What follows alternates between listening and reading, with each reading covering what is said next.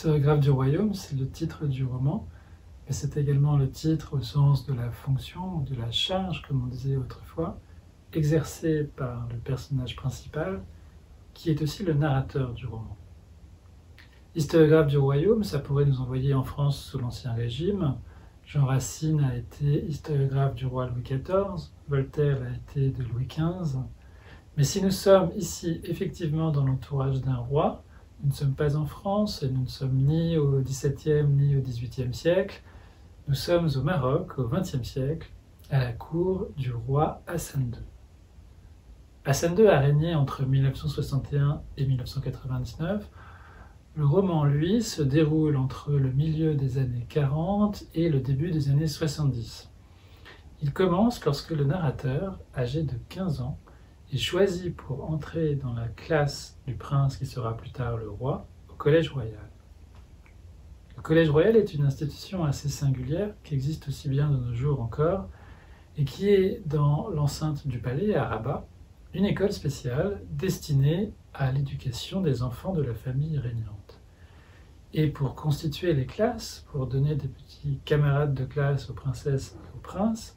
quelques enfants sont sélectionnés partout dans le royaume en fonction de leur mérite scolaire, mais aussi avec la volonté d'établir une relative diversité sociale. Dans ce roman,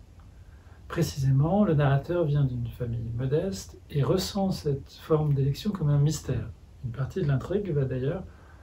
être consacrée à faire émerger une hypothèse à ce sujet. Contrairement à ce qu'on pourrait croire, la vie d'un tel personnage ne sera pas de tout repos.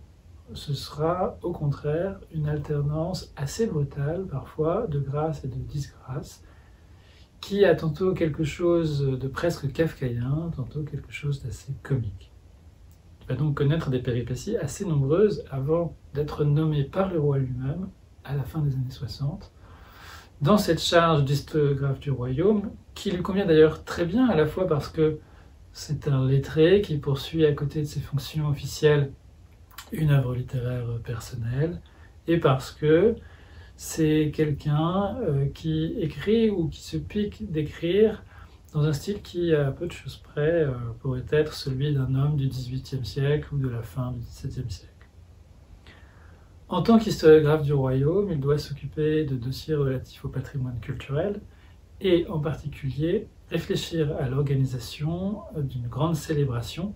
pour le tricentenaire du règne d'un sultan qui s'appelle Moulay Ismaël et qui est souvent considéré dans l'histoire du Maroc comme l'équivalent de Louis XIV. Mais il va se trouver que l'année 1972, au cours de laquelle devrait avoir lieu cette commémoration, va en réalité être l'année d'un attentat spectaculaire contre le roi, dont celui-ci ne réchappera que par miracle. Et, sans entrer dans les détails de l'intrigue, la question va être de savoir dans quelle mesure, jusqu'à quel point, ce personnage a pu être engagé dans de telles opérations clandestines, surtout que, précisément à la même époque, il fait la connaissance d'une femme qui a l'air d'en savoir très long à ce sujet. Et cette question est au fond aussi complexe que la psychologie de ce narrateur qui, d'un côté, semble parfaitement loyal, parfaitement fidèle au roi, malgré toutes les avanies que celui-ci,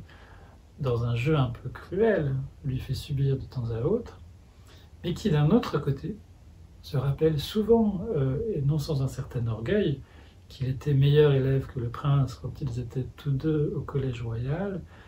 et qui a tiré de cette expérience non seulement la conviction intime qu'il n'est pas par nature inférieur au souverain,